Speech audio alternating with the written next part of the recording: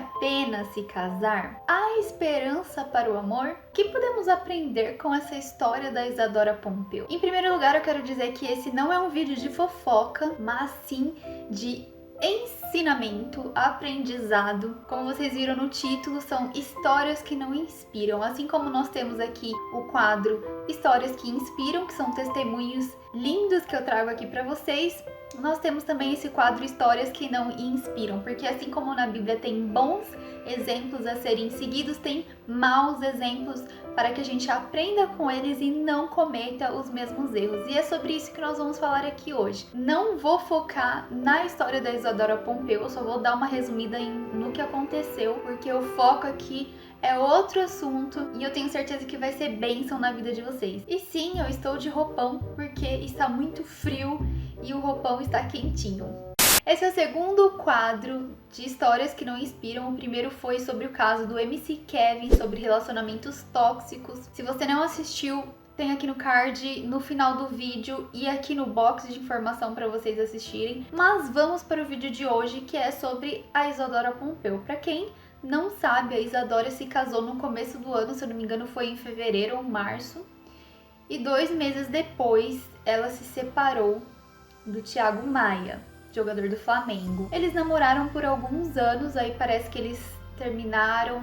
Ele começou a namorar outra, parece que ficou até noivo e depois terminou com a outra e voltou com a Isadora Pompeu. Assim que os dois se casaram, fizeram um casamento lindo, deram um testemunho muito lindo e depois que eles se casaram, começaram a fazer lives no Instagram. Parecia ser tudo uma bênção, realmente, né? Algo assim de Deus. Só que depois de um tempo, os dois não apareciam mais juntos. Aí começou uns burburinhos aí de que a Isadora tinha traído ele. Ela se calou, ele também se calou, ninguém falava nada, até que finalmente Isadora quebrou o silêncio e veio a público com um vídeo. Eu vou deixar aqui na descrição o vídeo dela, esclarecendo o que aconteceu. Pra quem não viu, não vou colocar aqui nesse vídeo, senão vai ficar muito longo e também por conta de direitos autorais. Mas é só clicar aqui embaixo depois desse vídeo e vocês assistem pra vocês entenderem melhor. E ela disse que ela estava se separando por causa de alguns problemas, que no começo tava tudo muito lindo, companheirismo e tal, só que depois as coisas começaram a complicar, começou a aparecer uma certa possessividade da parte dele,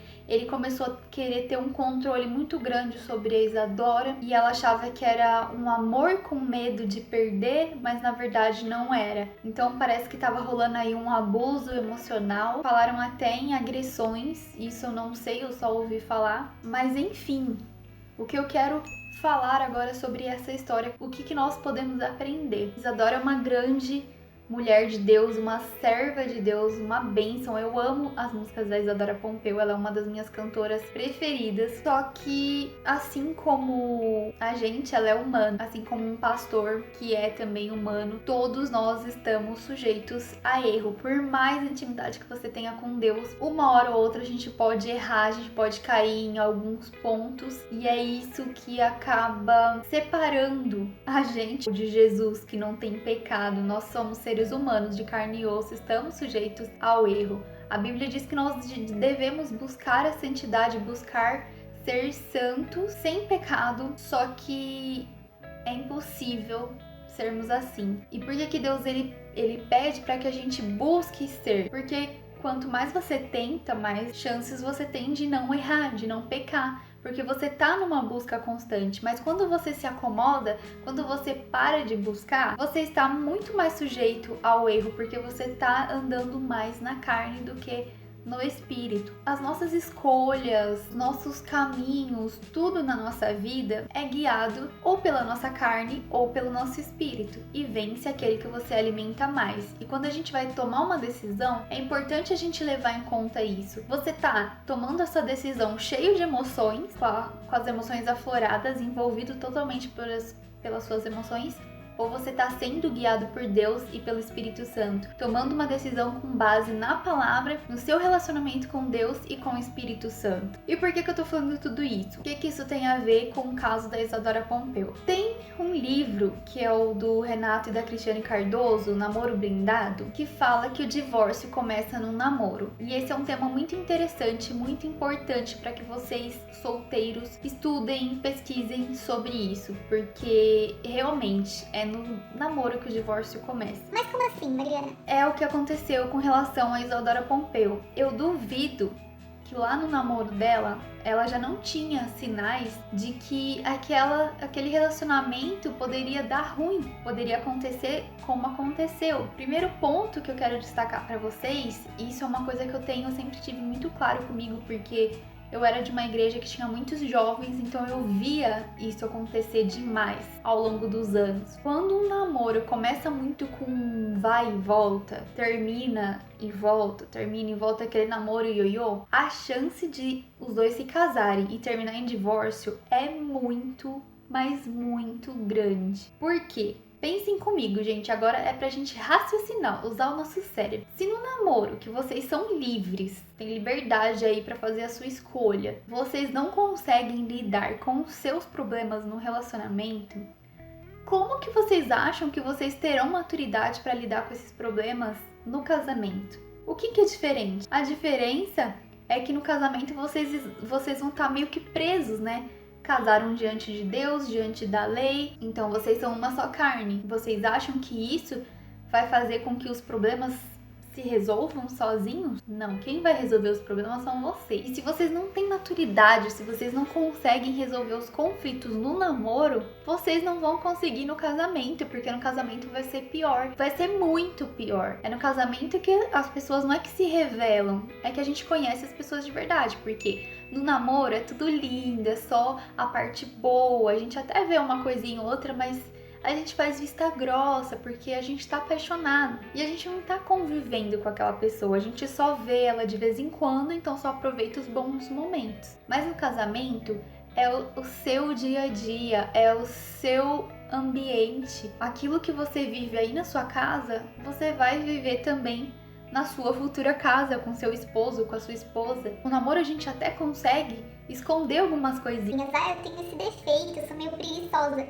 Mas eu não vou deixar meu namorado perceber isso, porque, né, vai que... E aí, no casamento, como que você vai esconder isso, que você é preguiçosa? Então, no casamento, a gente se revela realmente, porque a gente tá no nosso dia a dia, no nosso convívio, e cada um vai ser do jeito que já é. Só que as coisas vão ficar mais intensas porque não tem mais a família para ter um apoio, o pai, a mãe, para ter a parte das responsabilidades, então vai ter que ficar pra gente. E aí às vezes a gente acaba ficando se sentindo pressionado, sobrecarregado, esgotado e fica tudo mais intenso, fica pior. Aí você não consegue lidar com os problemas do outro, com as dificuldades, com os conflitos e tudo vai ficando mais intenso, vai ficando pior. E é aí que vem o divórcio. Um dos dois ou os dois não aguenta e acaba se divorciando.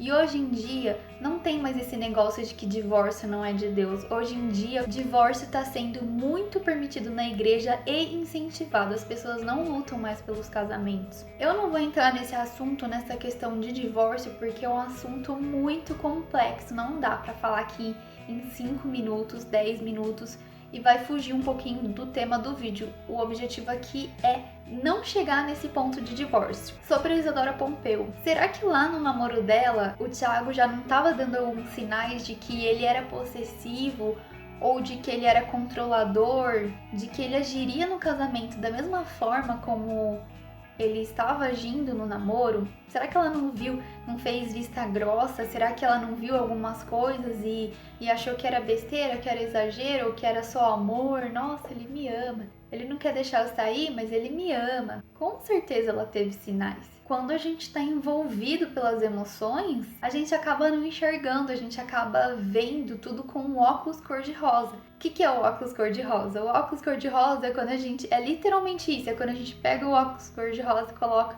e a gente só enxerga tudo lindo, tudo maravilhoso, tudo um conto de fadas, a gente não enxerga os defeitos, os problemas, a gente não vê o preto e branco, tá tudo rosa. Esse é o maior problema. A carne às vezes confirma a nossa decisão de escolher aquela pessoa e não Deus. Aí a gente acha que é Deus, mas não é Deus. Não tô falando que é o caso da Isadora, mas eu tô falando a respeito dessa questão de escolha. Se ela tivesse percebido antes, algumas atitudes dele, ela não teria feito essa escolha, ela não teria se casado com ele. Mas vocês podem ter certeza que algumas atitudes ele deu. Ele não ia mudar da noite pro dia, ele não ia conseguir esconder por tanto tempo quem ele realmente era. O que eu imagino, assim, algumas situações que podem ter acontecido e feito com que eles chegassem nesse limite. Por exemplo, no namoro, eles não estavam juntos o tempo todo. Ainda mais ela cantora e ele jogador de futebol, então os dois viajando muito, então eles provavelmente não tinham tanto tempo juntos assim de ter aquela convivência. Então cada um vivia a sua vida de solteiro à sua maneira. Mas quando eles se casaram, eles passaram a ficar juntos por bastante tempo. E aí vamos supor, Isadora como cantora tinha muitos amigos, muitos irmãos em Cristo, e às vezes ela ficava muito tempo no celular conversando, às vezes nada demais, conversa sobre Deus, não sei, mas eu tô fazendo umas suposições aqui, eu imagino. E ela lá conversando, nada demais, e ele vendo ela no celular, ele começava a se irritar, e aí começava a pegar no pé dela, falando que ela tava traindo ele, que ela tava falando com outros homens, e por aí vai, você já consegue ter assim uma pequena noção do que poderia ter acontecido. Então, esse tipo de situação que acaba acontecendo. Quando vocês namoram, vocês não estão juntos 24 horas, então um não vê o que o outro tá fazendo. Quando eu namorava com o Bruno, eu tinha os meus amigos que eu conversava pra praticar espanhol, pra praticar idioma. O Bruno, ele sabia que eu conversava, mas ele não gostava de ver e nem de saber. Então eu conversava, pagava e beleza, não falava nada. Mas depois que a gente casou, eu tive que abrir mão desses amigos, porque se ele via eu recebendo mensagem, ele tava mexendo no meu celular, eu tava do meu lado, ele via eu recebendo a mensagem, ele já ficava meio bravo. Coisa de homem. E eu entendo, porque eu também sou um pouco ciumenta. São coisas que começam a pesar, sabe, no relacionamento. Talvez, imagino que tenha acontecido algumas situações desse tipo. E aí, quem aguenta, né? E essa questão do divórcio começa no namoro? Realmente, gente, é no namoro que a gente tem uma prévia de como pode ser no casamento. O namoro, o objetivo do namoro é você conhecer a pessoa, você saber se os planos, propósitos, objetivos de vocês batem, se encaixam, porque tem coisas que precisam ser conversadas no namoro, antes do casamento, porque se vocês não conversam, chega lá no casamento, surge o assunto, ou vocês têm que tomar uma decisão, e aí a vontade de um não bate com a vontade do outro, e não tem como achar um meio termo. Como vocês vão resolver essa questão? Um exemplo, você quer ter filho e a pessoa não quer, de jeito nenhum. É uma decisão da pessoa. Mas vocês esquecem de conversar sobre esse assunto no namoro, ou vocês deixam pra lá porque agora vocês são muito novos e não pensam em ter filhos, então daqui a uns 10, 20 anos, talvez vocês pensem nisso. Então por isso vocês acham que não precisa conversar sobre isso agora. Mas é claro que vocês têm que conversar sobre isso, porque se vocês se casam, chega no casamento, aí surge esse assunto, aí você fala, eu quero muito ter filho, meu sonho é ser mãe, é ser pai. E a outra pessoa fala, eu não quero de jeito nenhum, eu gosto da minha vida assim, do jeito que é, só eu e você. Como vocês resolvem isso? Ou um dos dois abre mão da vontade, o que não é fácil, ou vocês separam e vão atrás de pessoas que têm o mesmo propósito. Então tá vendo a importância de conhecer muito bem, de conversar sobre absolutamente tudo, principalmente sobre sexo, tá? A gente acha que só porque a gente tá namorando não pode tocar nesse assunto? Deve. Se vocês estiverem noivos, estiverem comprometidos, vocês devem conversar sobre isso, mas uma conversa, de preferência que vocês não estejam num lugar onde vocês possam ser tentados a fazer algo, e que seja uma conversa decente e respeitosa, que não seja provocativa. Porque, por exemplo, pode ser que um dos dois tenha um perfil nessa parte, né? E goste de fazer certas coisas. E o outro não gosta e não faria de jeito nenhum. E aí vocês vão ter problema, porque quando vocês casam, o corpo de um é o corpo do outro e vice-versa, e vocês vão ter que entrar num acordo.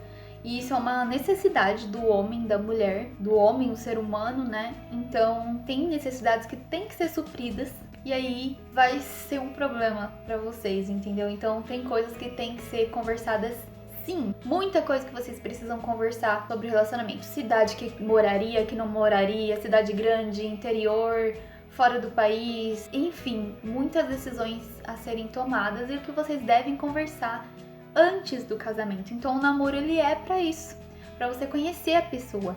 E durante esse tempo, na convivência, vocês vão vendo pontos, atitudes um do outro que vai mostrar se aquela realmente é a pessoa que você deve escolher ou não. E não pensem que no casamento a pessoa vai mudar. Muda, mas não é bem aquela coisa muda pra melhor, não. Geralmente muda pra pior.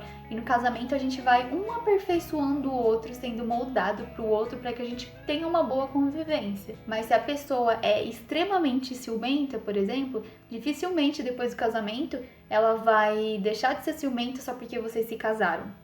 Vai piorar, porque vocês vão estar o tempo todo juntos, então vai ter mais motivos para ter ciúmes. Então uma convivência é de extrema importância. Ah, mas Mariana, eu namoro à distância, como eu faço? A distância é mais complicado porque não tem como vocês terem essa convivência do dia a dia. Geralmente quando vocês forem se ver, vocês vão passar tempo de qualidade juntos e geralmente vai ser para passear, para se divertir, para namorar, para estar juntos. Então não vai ter muito essa convivência. Mas aí que entra a família e os amigos. É importante você observar o que a família e os amigos falam daquela pessoa. Quanto mais pessoas você puder conversar e arrancar informações sobre a pessoa, melhor é, porque daí você vai poder juntar uma coisa na outra e ver qual informação que prevalece mais. Se todo mundo fala a mesma coisa, você vai saber que bate. Foi o que aconteceu comigo e com o Bruno. Eu não tinha como ter essa convivência com ele. Então eu comecei a observar como as pessoas tratavam ele, o que as pessoas falavam dele, a família, amigos, e eu vi que todo mundo falava a mesma coisa dele. Muito bem, que ele é uma pessoa de ouro, e as pessoas estavam realmente assim preocupadas com a felicidade dele. Então aí que eu vi que ele realmente era uma pessoa de bem e era tudo que ele falava pra mim. Outro exercício também que dá pra vocês fazerem é conversar sobre como seria o dia a dia de vocês. Por exemplo, vocês não têm essa convivência, mas tanto quem namora à distância quanto quem não namora à distância, mas vocês podem fazer isso. Conversa, por exemplo, se a gente se casasse, como seria nosso dia a dia, nossa rotina? Você dormiria de que lado? Fazerem uma viagem no futuro, aquela coisinha de adolescente mesmo, de menina sonhadora e tal. Não é besteira isso, gente, é sério, isso é muito legal. Eu e o Bruno, a gente fazia isso. Como seria?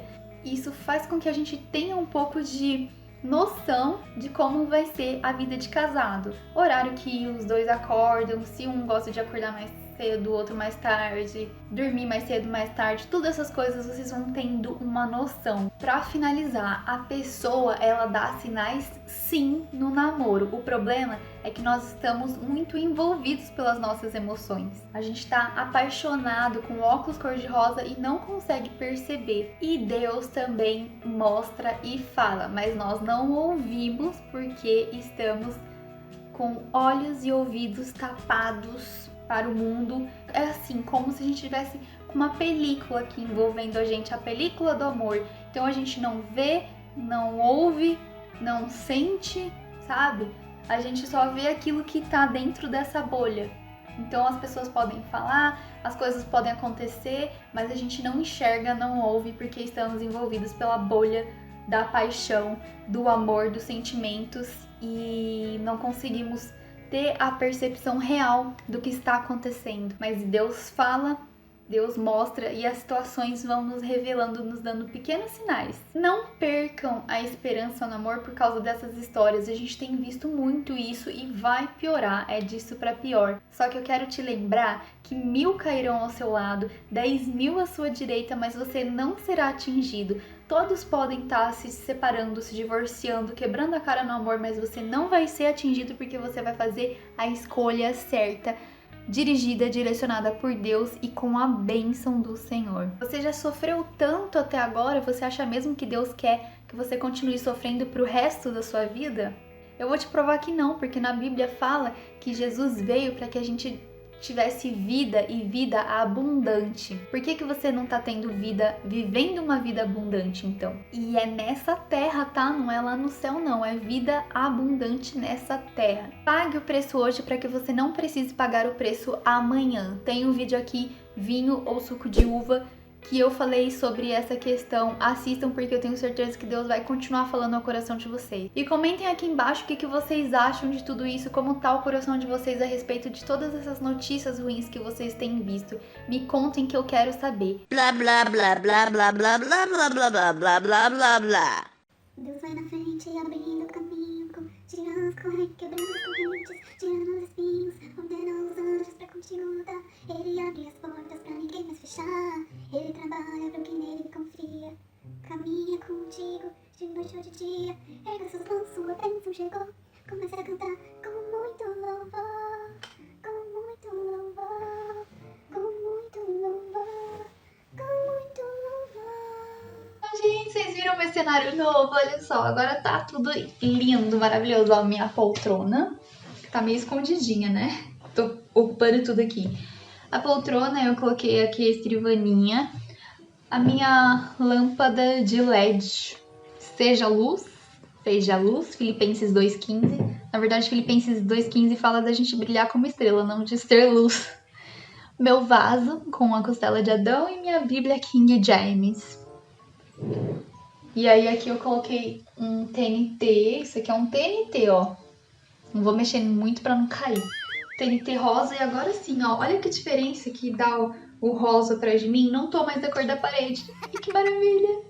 Ai, gente, me falem. Me digam aí o que vocês acharam do cenário. Me contem que eu quero saber. Se vocês tiverem algumas ideias, sugestões. Ah, faltam uns quadrinhos que eu fiz. Que tem uma costela de Adão, um cacto e escrito Jesus. 3 quadrinhos. Aí eu queria colocar aqui, mas eu não sei se vai ficar bom. Me deem ideias.